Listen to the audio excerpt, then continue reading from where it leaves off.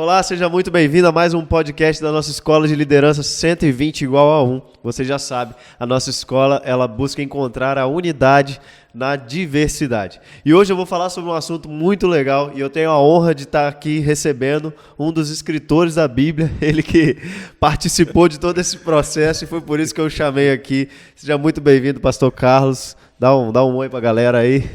É um prazer estar aqui com vocês e nesse projeto da escola, que é muito bacana, né? E conversar sobre as Escrituras. Exatamente, é sempre um prazer para nós. E hoje, aproveitando que eu estou tendo a honra de te receber aqui, eu quero que a gente fale um pouco sobre a questão do Antigo Testamento e a relevância do Antigo Testamento dentro das Escrituras Sagradas, né? Porque o que a gente vê, principalmente nesse tempo que a gente está vivendo, é uma galera que tem meio que aversão ao Antigo Testamento porque a gente está vivendo o tempo do Novo Testamento, então eles falam assim, não, o Antigo Testamento não vale nada, eu estou vivendo o tempo do Novo Testamento, e é bem essa dinâmica que a gente vive hoje, né? Muita gente acha que Bíblia é só o Novo Testamento, porque Jesus está no Novo Testamento. Sim. Mas é interessante que se você perguntasse para Pedro por que ele fala sobre o Antigo Testamento, ele olharia para a gente e falaria assim, eu falo sobre o quê? Porque ele falava sobre as Escrituras, né? E ele chega a dizer isso em uma das suas cartas, que o Paulo está escrevendo as Escrituras e algumas pessoas deturpam os escritos de Paulo como deturpam o restante das Escrituras. Sim. Porque essa visão de unidade das Escrituras, tanto do Antigo quanto do Novo Testamento, o Jesus que está presente no Antigo Testamento de forma muito intensa. E se a gente anular o Antigo Testamento, a gente acaba com o Novo Testamento, com Jesus, com a relevância do próprio Jesus, com a necessidade desse Jesus. Sim, até porque toda a mensagem do Novo Testamento ele vem na base do Antigo, né? Ele vem nessa crescente com o Antigo Testamento. Então, se eu tiro a base, o edifício todo que foi construído em cima dessa base, ele cai. Mas eu queria que o senhor falasse para a gente um pouco como que surge esse pensamento que o Antigo Testamento não é a Escritura, ou só Jesus Cristo é a Escritura, o resto não é a palavra de Deus, é só o que Jesus fala. Esse pensamento que vem crescendo muito. Eu queria que o senhor falasse um pouco como isso surgiu e tudo mais. Bom, isso surge com Marcião, no início do segundo século, quando Marcião faz o cânon, e aí ele anula tudo aquilo que ele acha que Deus, né, que o Antigo Testamento apresenta de um Deus mais irado. E Marcião chegava a dizer que o Deus do Antigo Testamento não é o Deus do Novo Testamento. Porque o Deus do Antigo Testamento era aquele Deus que mandava matar, aquele Deus que mandava o povo tirar as pessoas que estavam nas suas casas, nas suas terras. Parece um Deus mais violento, né? Um Deus violento, um Deus que o Uzá vai segurar a arca e ele mata o Uzá, onde ninguém, além do sumo sacerdote, podia entrar no Santo dos Santos. Agora o Deus do Novo Testamento, dizia Marcião, é um Deus muito amor, muito cheio de misericórdia. Sim. E Marcião fala sobre isso, e mais à frente, alguns outros, seguindo essa linha de Marcião, chegam a dizer que Deus tentou conquistar os homens pela força, e aí Deus não conseguiu conquistar os homens pela força, aí veio Jesus. E Jesus disse para o Pai assim, Pai, o Senhor não conseguiu conquistar pela força, eu vou conquistar pelo amor. E aí vem Jesus e conquista pelo amor. É quase que um Deus esquizofrênico, né? Que não sabe o que faz com as coisas. Ou uma briga entre pai e filho, né? Sim. Que o pai aí tem o modo arcaico e o filho diz, não, eu vou resolver isso de um outro jeito, de um jeito mais tranquilo. E as pessoas se apegaram a essa ideia de forma inconsciente e muitos cristãos hoje têm problemas com o Antigo Testamento, principalmente com as batalhas do Antigo Testamento, e esquecem que é Jesus quem diz lá em João 5,39, examinai as Escrituras e julgais ter nela vida eterna, porque são elas que testificam de mim. Sim, é muito interessante porque muitas pessoas carregam esse pensamento de que eu não gosto do Antigo Testamento, e eles não entendem a profundidade dessa declaração, né? Do que eu estou declarando com isso. Eu estou declarando de um Deus que foge da sua característica, ou um Deus que é mutável. Então, se Deus perde a sua característica imutável, ele deixa de ser Deus, né? Porque aí a gente também anula uma escritura do Novo Testamento, que ele é o mesmo ontem, hoje e sempre. Sim. Então, esse tipo de declaração, ele gera todo é como se fosse um dominó, né? Você coloca lá os negocinhos de dominó e você derruba a primeira pecinha dizendo, só Jesus é a escritura, mas aquilo vai criando uma reação em cadeia que a gente, ao final, pode concluir que Jesus não é Deus, ou que Deus é um Deus que não é confiável, né? Ou que Deus não é Deus e só Jesus é Deus, né? Que Jesus é aquele que vem salvar. E é interessante porque, desde o início, Deus vem anunciando no Antigo Testamento o Evangelho. E o que é o Evangelho? O Evangelho é muito mais do que a boa nova de salvação, que a gente resume, né, como boa nova de salvação. Uhum. O Evangelho é a notícia de que Jesus veio, nasceu, viveu, morreu, ressuscitou e subiu aos céus por nós. É a vida de Jesus. Sim. E o Antigo Testamento anuncia esse Evangelho desde o início. Lá Gênesis 3,15, com a promessa de um para esmagar a cabeça da serpente. Sim. E as histórias do Antigo Testamento, todas elas apontam para Jesus. Sim. O problema é que muitas vezes a gente já começa na escola dominical contando para as criancinhas a história, por exemplo, do Davi e o gigante. Uhum. E aí a gente esquece de Jesus nessa história do Davi e o gigante. A gente esquece que Davi ali é um tipo de Cristo, que vai levar provisão para os seus irmãos, e ele vê os irmãos em angústia, e ele se compadece da angústia dos irmãos, e aí ele se voluntaria para lutar uma batalha que não é dele. Sim. E ele vence aquele que oprimia os seus irmãos e que trazia o medo da morte. E agora eles estão livres do medo da morte, o medo muda de lugar, os filisteus é que fogem. Aí o autor de Hebreus, lá no capítulo 2, talvez pensando nisso, ou pelo menos ecoando essa história de Davi e Golias, ele diz que Jesus viu a nossa aflição e ele resolveu participar de carne e sangue para aniquilar aquele que tem o poder da morte. Muito bom. E aí ele tira o pavor da morte da gente. Olha só como, se eu anulo o Antigo Testamento, eu acabo não entendendo o Novo Testamento. Sim. E Jesus no Novo Testamento. Sim, e é interessante porque, pegando isso que você falou, né, talvez não seja talvez não, com certeza o problema não é o Antigo Testamento, mas a forma como as pessoas interpretam. E pelo que o senhor está falando aí, a interpretação correta seria ler à luz de Cristo, não é isso? Sim, é sempre encontrar Jesus nas páginas do Antigo Testamento. Sim. E aí o texto-chave para a gente pensar nisso é aquele de João 5,39, o próprio Jesus dizendo: as Escrituras testificam de mim. E se eu não consigo fazer essas conexões entre o Antigo Testamento e Cristo, e aí Cristo e nós hoje, porque esse que aniquila o pavor da morte, assim como Davi fez, é o mesmo que continua aniquilando o pavor da morte hoje, né? Sim. E aí eu posso olhar para o Novo Testamento e ver um Jesus que ressuscita mortos. O Jesus que é a esperança da ressurreição para a gente. E que eu não preciso mais ter um pavor da morte, né? Por causa dele. Então, é o que os teólogos chamam de que a chave hermenêutica do Antigo Testamento, né? A chave de interpretação do Antigo Testamento é o Cristo. Aliás, de toda a Escritura, né? Eu preciso ler toda a Escritura à luz de Cristo. E quais são os perigos da gente não ler o Testamento à perspectiva de Cristo? Qual você pensa que são os principais perigos, assim? A gente selecionar textos para serem Escritura e textos que não são Escritura. O que aconteceu no século XIX, intensificou, né, no século XIX, e vem se espalhando aí hoje também. E aí eu vejo alguns textos onde eu encontro Cristo, por exemplo, Isaías 53, aí é fácil achar Cristo ali, Isaías 9, Salmo 23, porque o Senhor é o meu pastor e ele disse que ele era o pastor, tudo bem, que quando ele disse que ele era o pastor, ele estava citando Zacarias, né? E a gente pensa no Salmo 23.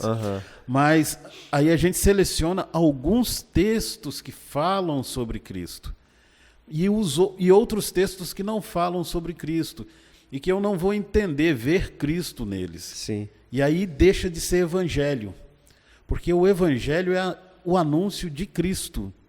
E o evangelho é pregado sempre na Bíblia, né?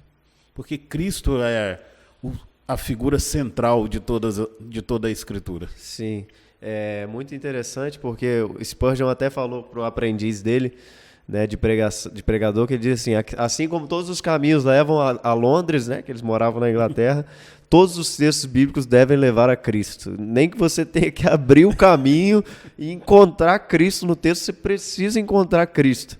Eu acho que esse é o grande segredo para a gente ler todas as Escrituras, né? Que a gente vai pegar uns textos que de fato são muito brutais no Antigo Testamento, né? Você vê mortes, mas você conseguir enxergar tudo isso à luz do Cristo, eu acho que a gente consegue aplicar os princípios de tudo que as Escrituras falam, sem perder a essência do que é a mensagem do Evangelho. Sim, porque mesmo quando Deus manda matar, quando Deus ordena o seu povo para ir e guerrear, por exemplo, quando o povo sai do Egito e a ordem de Deus é entrem em Canaã e matem todos de Canaã, ali também há a misericórdia, o juízo de Deus e a graça de Deus.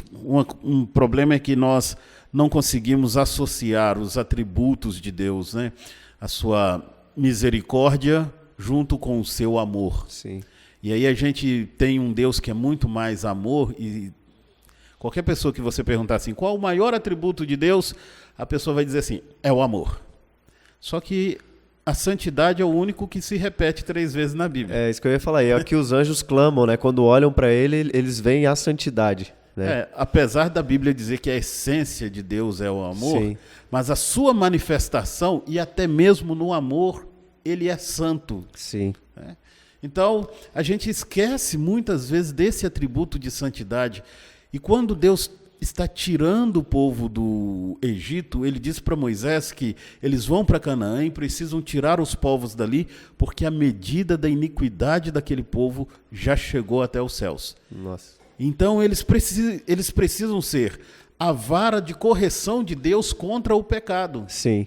Isso por causa da santidade de Deus. Sim. E Jesus é essa vara de santidade de Deus contra o pecado. João capítulo 2. Sim. Ele entra no templo e as pessoas acabaram com o culto, estão vendendo, estão comercializando, e ele pega, faz um açoite e bate nos animais, vira a mesa dos cambistas, e aí os discípulos se lembram do Salmo, quando o salmista diz, o zelo da tua casa me consumirá. Isso por causa da santidade. Sim. Então eu não posso desassociar a santidade de Deus, que é o seu maior atributo, Sim. que vai gerar a justiça, do amor. E dizer, não, Deus ama e o amor está acima de todas as coisas. Sim. Eu vejo também nessa seleção, né, as pessoas vão lá, selecionam algumas histórias épicas do Antigo Testamento, mas não aceitam tudo. Aí pegam a história de Noé, que é a história do amor de Deus por Noé, que salvou Noé, e está lá todo mundo feliz na arca, mas a gente não retrata as milhões de pessoas que foram condenadas à morte, estão afogadas ali embaixo, e isso também é o amor de Deus sendo manifestado pela humanidade. E eu vejo que o Antigo Testamento, ele mostra uma humanidade que precisa urgentemente de um Salvador. E que clama urgentemente por um Salvador. E eu até queria que o senhor falasse um pouco para a gente sobre as perguntas que o Antigo Testamento faz, que são respondidas no Novo Testamento. Ali a pergunta do Pentateuco, dos livros históricos, poéticos e dos profetas. O Pentateuco, né, já começa ali em Gênesis, e a gente pode pensar no capítulo 3, que é o momento da queda, porque quem vai salvar esse homem da justiça de Deus? E aí a gente já falou dessa questão da justiça, né? E Deus disse, olha, se você pecar, você morre. Então, Deus não tinha uma outra forma a não ser cumprir a sua palavra. Ele não pode mentir. Sim. E quem vai morrer no lugar do homem? Aí o versículo 21 de Gênesis 3 vai dizer que Deus mata um animal, anunciando que o inocente morreria sempre por causa desse homem. Sim. E aí a grande pergunta acontece lá no capítulo 22, quando Abraão está levando o seu filho Isaque no Monte Moriá. E é muito interessante, porque Deus chama Abraão e diz assim, olha, vai lá para Moriá e oferece o menino ali, sobre uma das montanhas que eu te mostrarei. Se a gente vai lá para Crônicas, o Templo de Salomão é construído no Monte Moriá, para mostrar que ali sempre vai morrer um inocente. Uau. E aí o menino Isaque está levando a lenha sobre os seus ombros, assim como Jesus subiu o Monte da Caveira com a madeira, a cruz sobre os seus ombros. E é o Pai quem coloca, assim como o Pai, Deus, o Pai colocou sobre o Filho Jesus. E aí o menino pergunta para o pai, pai, aqui está a lenha e o fogo, mas aonde está o cordeiro? E todas as vezes que um cordeiro era oferecido no Antigo Testamento, era essa pergunta, aonde está o cordeiro que vai colocar um final nesse monte de sacrifícios? Sim. E aí João responde isso, né? João Batista, no Evangelho de João, e aí ele diz, eis o Cordeiro de Deus que tira o pecado do mundo. Sim. É esse o Cordeiro, essa é a resposta, né? E aí o Antigo Testamento vai continuar perguntando isso, mas os históricos, os livros históricos, a partir de Josué até Esther, vão continuar perguntando, vão perguntar ainda aonde está o Cordeiro, mas a grande pergunta dos livros históricos é aonde está o rei que colocará fim ao caos existente. Lembrando assim, Josué faz o povo entrar na terra prometida. Sim. Mas o Josué não é um camarada perfeito. Ele faz aliança com os ebionitas, ele comete certos erros, existem pecados ainda. Tem a história muito conhecida, a história de Acã, ali no livro de Josué. Mas Josué é firme ainda, mas ele morre, e morre Eleazar também, que era o sumo sacerdote. Uhum. E aí o livro de Juízes é um livro de altos e baixos, muito mais baixo do que altos, né? O povo constantemente está fazendo o que é mal aos olhos do Senhor. Mas interessante em Juízes é que do capítulo 3 até o capítulo 10, 4 frases se repetem. Os filhos de Israel fizeram o que era mal aos olhos do Senhor. A segunda frase, o Senhor os entregou nas mãos e aí de diversos povos por vários anos. Sim. A terceira, os filhos de Israel clamaram ao Senhor. E a quarta, o Senhor suscitou um libertador. E aí os vários juízes. Chega no capítulo 13, começam com as duas primeiras frases. Os filhos de Israel fizeram o que era mal aos olhos do Senhor. O Senhor os entregou nas mãos dos filisteus por 40 anos. Sim. E aí vem o versículo 2. Havia um homem, e conta a história dos pais de Sansão. Sim. Não tem oração, não tem clamor, mas tem libertação. Deus providencia um libertador. Mas o povo está vivendo esse caos. E o próprio Sansão, que é o libertador, se mostra um juiz diferente dos outros. Ele vivia entre os filisteus. E tirando os momentos de guerra, a gente até pensa que o Sansão é amigo dos filisteus, porque ele está sempre lá para festa, prostituição, casamento. O Sansão está envolvido com os filisteus. Sim. A partir da morte de Sansão, o relato de Juízes piora e muito.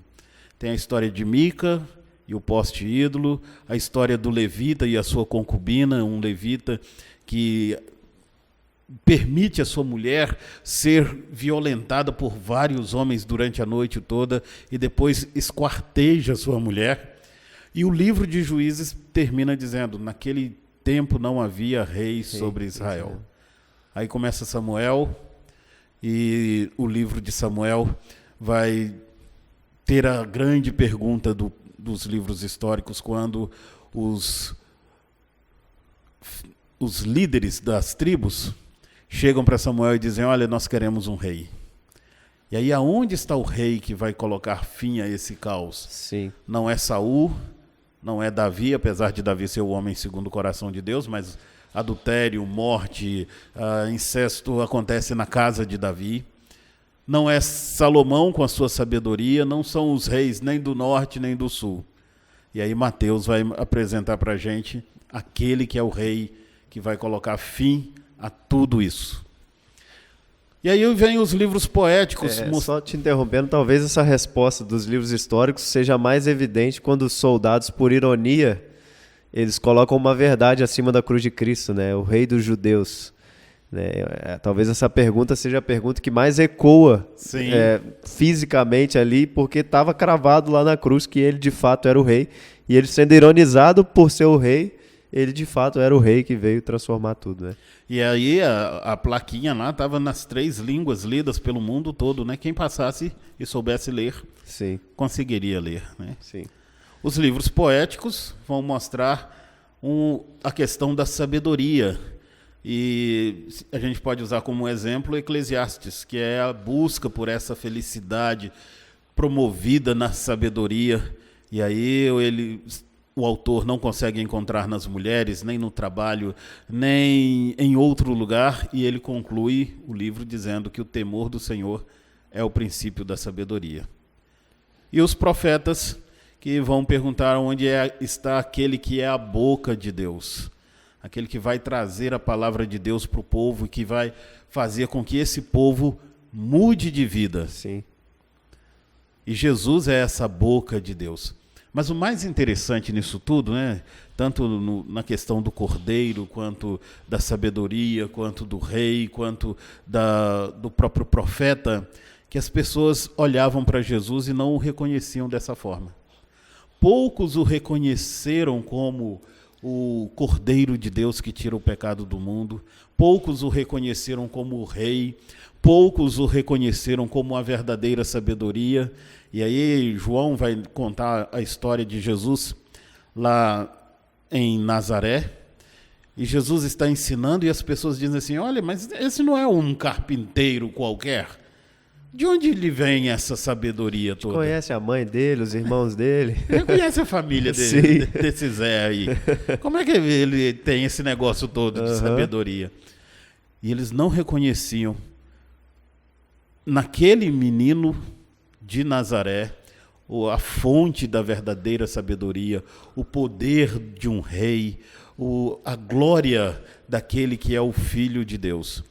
Mesmo porque Jesus não veio para mostrar uma glória, né, humana assim. Sim. Ele veio para mostrar, se revelar como servo, e um servo sofredor. Eu vejo essa questão das pessoas não reconhecerem a sua autoridade muito como o efeito Clark Kent, né? Que a gente fala assim, meu Deus, como é que as pessoas não reconhecem que o Clark Kent é o Superman? O cara coloca só um óculos, mas eu acho que não é o fato do óculos, eu acho que é o fato de você não conseguir acreditar que um ser tão poderoso tá ali do seu lado, né? Tipo assim, o cara, o Superman tá aqui comigo, trabalha comigo. Eu acho que essas pessoas, elas duvidam justamente por desvalorizar quem está sempre ao lado ali, né? Tipo assim, não pode ser. A gente viu esse menino crescer. Esse menino está aqui. Como é que ele tem essa sabedoria? Como é que ele pode ser o filho de Deus? Essa questão de olhar, né, e vê-lo apenas como mais um homem. Sim. Ele é só um homem. É só um homem comum, um homem qualquer, como qualquer um outro. Cresceu aqui na rua e vamos considerar assim, esse menino cresceu aí, é filho do Zé, da Dona Maria, e não tem nada disso de filho de Deus, né? Mas eu acho que já deu pra gente se apaixonar pelo Antigo Testamento, só pelas coisas que foram expostas aqui, mas eu queria entrar num assunto também que é muito interessante, que é sobre o cânon das Escrituras, né? Como que a gente chegou a esses 66 livros, aos 39 do Antigo, 27 do Novo. Como que a gente chega nesse número, como que esse cânon se fecha e por que a gente pode confiar que esses livros são de fato os livros que foram inspirados por Deus? Bom, essa história do cânon é muito bonita, né? Porque o cânon do Antigo Testamento já estava pronto, basicamente, porque continua sendo a Bíblia judaica. Sim. E aí a gente segue o cânon do Antigo Testamento. A Septuaginta dividiu o cânon, acrescentou alguns outros livros, mas nem os judeus reconheceram esses livros como livros sagrados. E aí o grande problema é o Novo Testamento, porque o Novo Testamento é escrito ao longo do tempo e vão sendo juntadas aí as partes do Novo Testamento. E como a gente chegou aos livros do Novo Testamento, aos 27 livros do Novo Testamento? Nós chegamos aos 27 livros do Novo Testamento olhando o reconhecimento da igreja.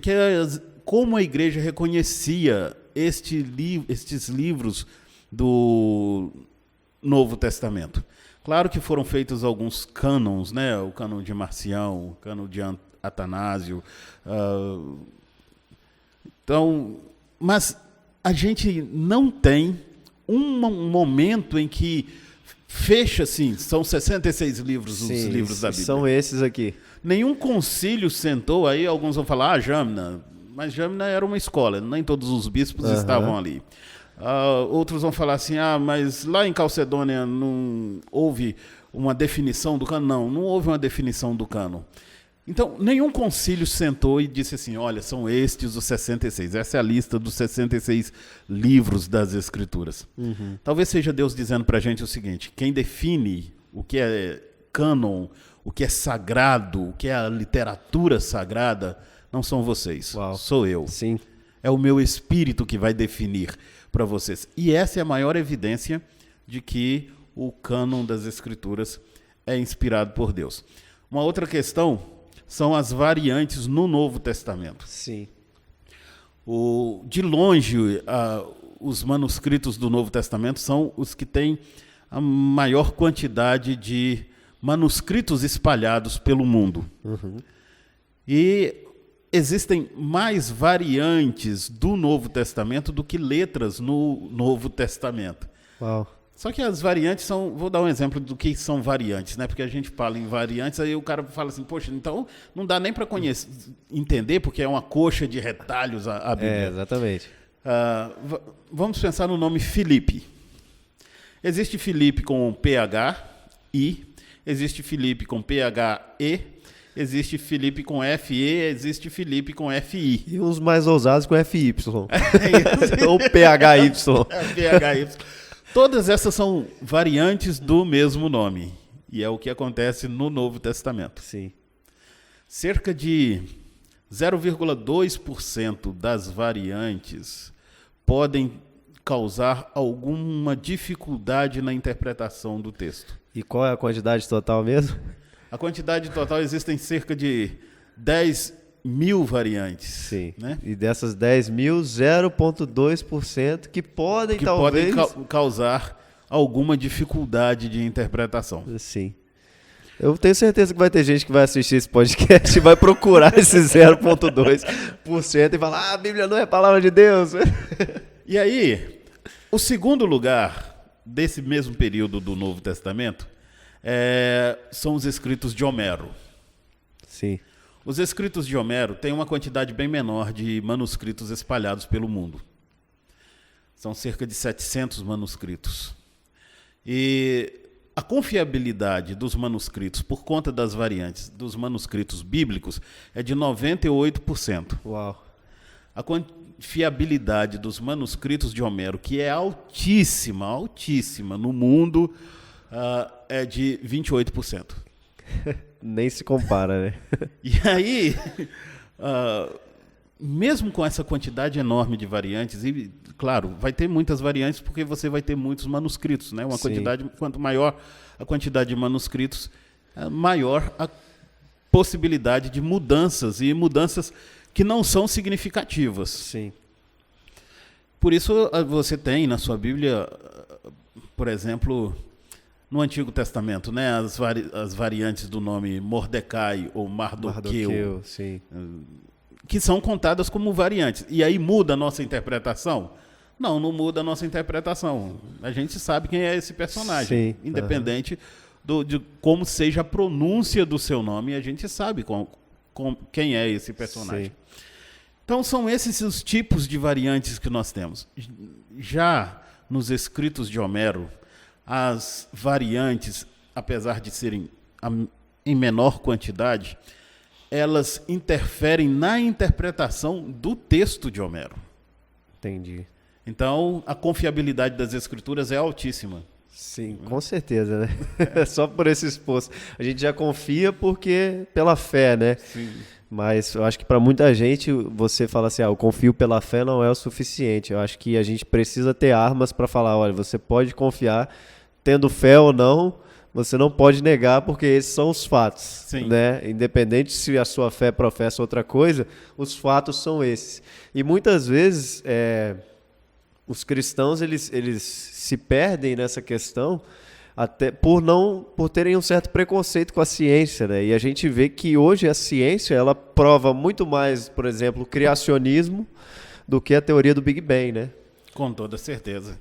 E aí, David Clark, né, que é um teólogo, ele disse o seguinte, e filósofo, ele disse o seguinte, que nada do que a ciência diz contradiz o que as escrituras dizem. Claro que, assim, existem coisas que nós vamos chegar num limite e aí vamos precisar de crer pela fé, né? Mas isso também na própria ciência. Sim. Chega um momento em que se crê pela fé. E falando em fé, você precisa de muito mais fé para acreditar na evolução do que na criação. Porque a criação você tem evidências científicas que comprovam a criação.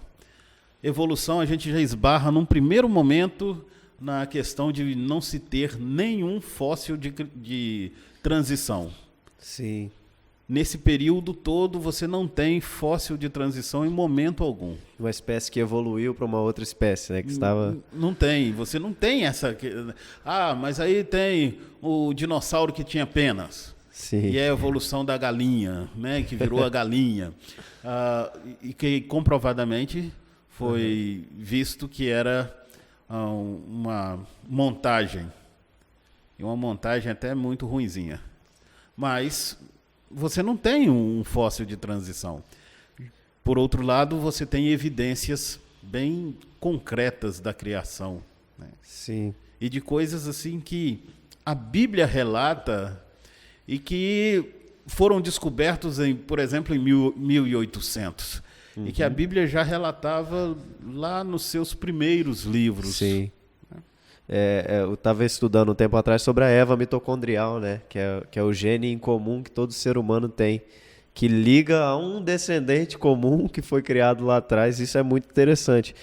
E são armas que nós precisamos ter como cristãos para a gente não só vir com a arma da fé, que é uma arma muito forte, mas que dentro de um debate científico ou dentro de uma esfera que não é a esfera de igreja, não funciona para nada, né? Então, para a gente encerrar esse podcast, eu queria que o senhor indicasse alguns livros sobre o Antigo Testamento, sobre essas questões que a gente falou aqui, se eu tiver algum na mente aí, para quem quiser se aprofundar mais nesse assunto de Antigo Testamento, de fé e ciência e tudo mais. Joia, tem alguns bons livros de Antigo Testamento, que a gente pode, e que são de fácil acesso já em português. Você pode ver, por exemplo, qualquer um dos livros do Van Groner.